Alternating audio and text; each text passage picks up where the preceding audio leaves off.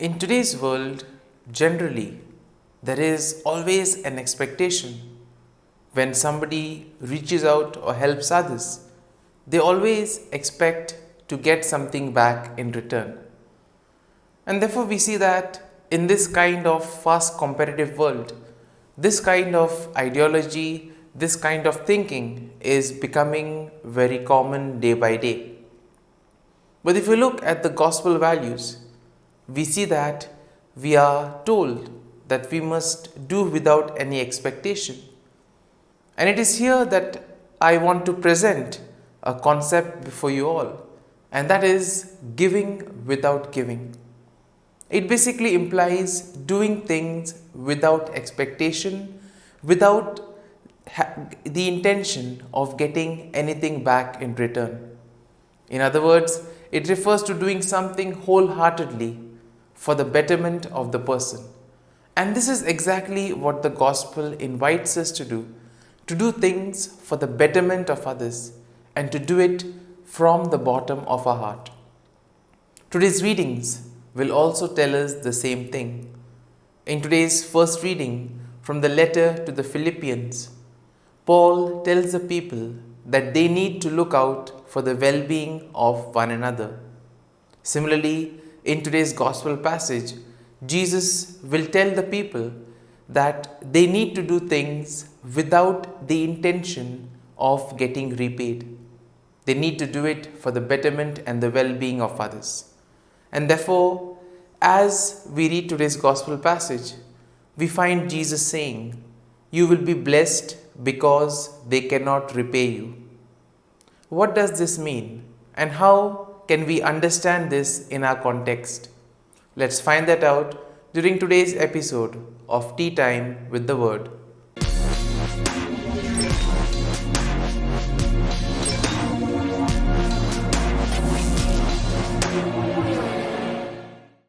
But before we can begin our reflection, let us take a look at the readings for Monday in the 31st week in Ordinary Time. Today's first reading is from the letter to the Philippians, chapter 2, verses 1 to 4. And the Gospel is from the Gospel of Luke, chapter 14, verses 12 to 14. And in today's world, we see that much of our life involves the expectation of repayment for whatever we do. In other words, if we do some good deed, if we perform some activity, we always expect something in return, either to be repaid back or to be appreciated or to be honored.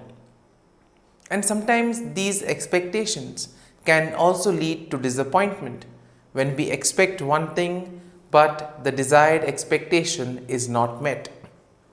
And therefore, Jesus will invite us today to lead lives without expectation of getting anything back in return.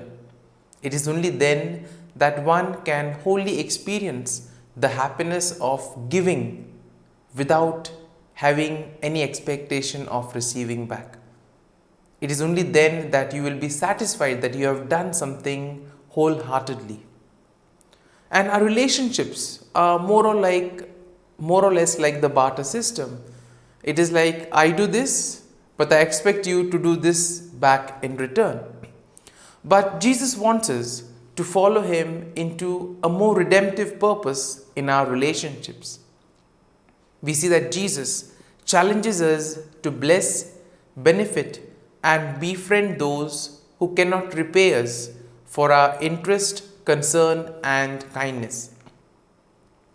And when we look at today's first reading, we see that St. Paul will tell the people that they need to look out for the well-being of others.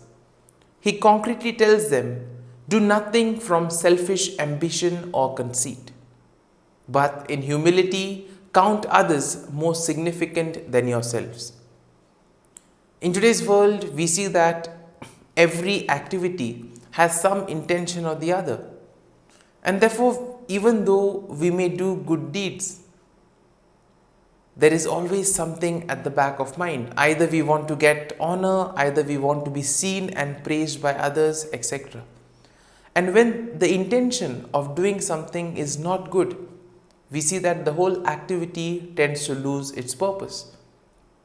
That is why St. Paul here tries to tell the people, whatever you do it out of conviction and be committed in what you are doing. Similarly, he also says, let each of you look not only to his own interest, but also to the interests of others. In today's competitive world, we see that each one tends to look only for his own well-being. But here, St. Paul tells the people they need to broaden their horizon, they need to be more accommodative, and thus they need to involve others in their group. Thus, they need to widen their interests to others and be concerned about them and help them in their process of growth. It is only then can we build a community of peace, love and joy. And my dear friends, if we take this seriously, we see that the world would be indeed a much better place. The world would have been a place without conflict, without war and without any discrimination.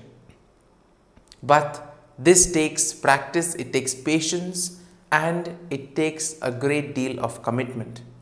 But if we make small steps, we can truly achieve this at a larger scale.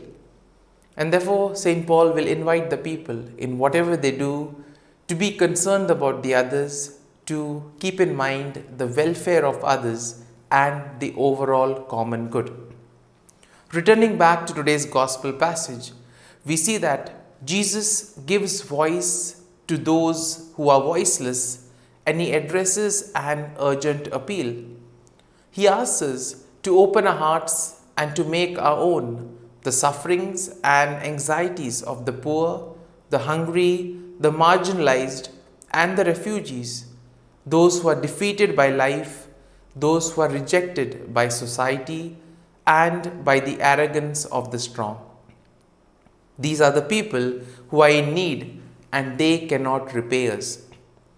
And here we see that when we do something and when we do it for a good cause, there is this inner joy, inner satisfaction. And this itself sustains us and this itself gives us the grace in order to continue doing things in life. Jesus showed his love for us without the hope of return. And he taught us that love means to give without expectation.